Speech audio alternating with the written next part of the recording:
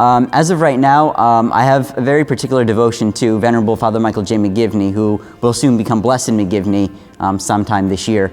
And the reason being is because of his service to family life and his service to the church, the local church of Hartford. And the beginning of the Knights of Columbus, his inspiration and his priestly characteristics and his pastoral zeal and love for the church and love for family life and love for Christ is what helps influence me to want to strive to become a good and holy priest for Hartford, carrying on his legacy as a priest.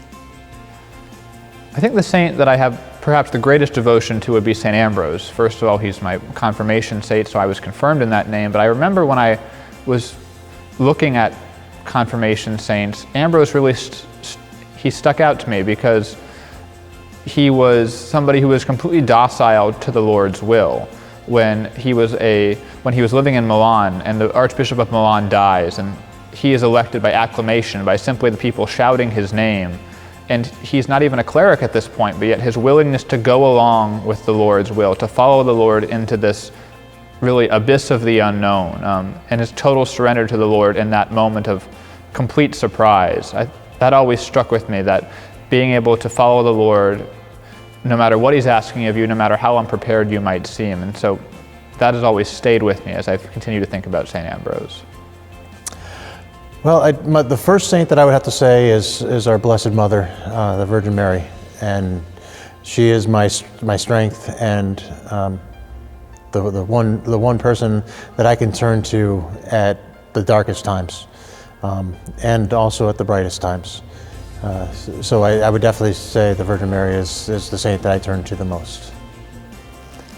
St. Joseph is probably my go-to after the Virgin Mary, of course. I was suggested to have a devotion to him by a priest in confession actually more than 5 years ago, and I took him up on his suggestion, and it's worked out well for me so far. So. Sure.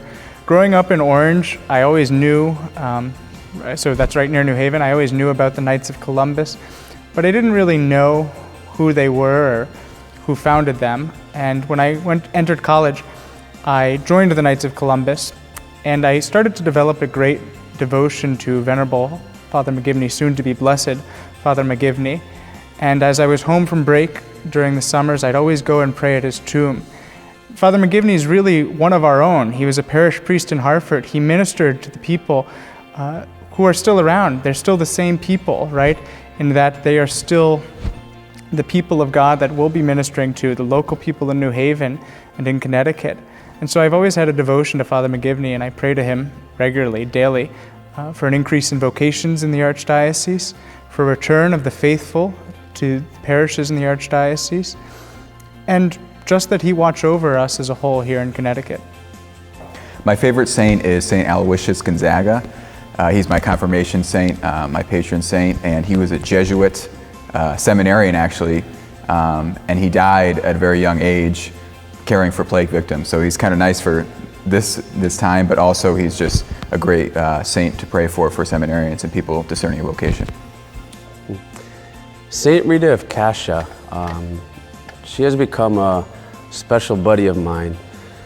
So I did minor seminary at St. Charles Borromeo Seminary in Philly, and my formator at the time was an Augustinian, and one day he was going to visit the shrine of St. Rita Cascia in South Philly, and he invited me, and so I had never heard of her before. We went into the beautiful, beautiful church, and I don't know, I felt something special there. I felt a connection with her. And it so happened that the director of the shrine was walking around, who knows the priest. And so I got a special tour of the shrine and got to learn a lot more about St. Rita. And her whole life story, you know, just being this peacemaker amongst, you know, her own family, her husband, and all that she gave up. You know, she always wanted to be religious, and she always wanted to follow the Lord. She was able to do that around the age of 40 after her husband and her 2 children had died. And I don't know, there was some special connection there, and her story is just remarkable. I often ask for intercession from St. Francis de Sales. His spirituality is a spirituality that I very much employ and that I've often looked up to. And so he's been of great assistance to me in my vocation, especially in his writings and also for his intercession. Oh, a saint to whom I always pray to is usually St. Anthony, but that's just when I lose something. Actually, I don't think I have a particular devotion to a particular saint yet. I think I'm still kind of looking around.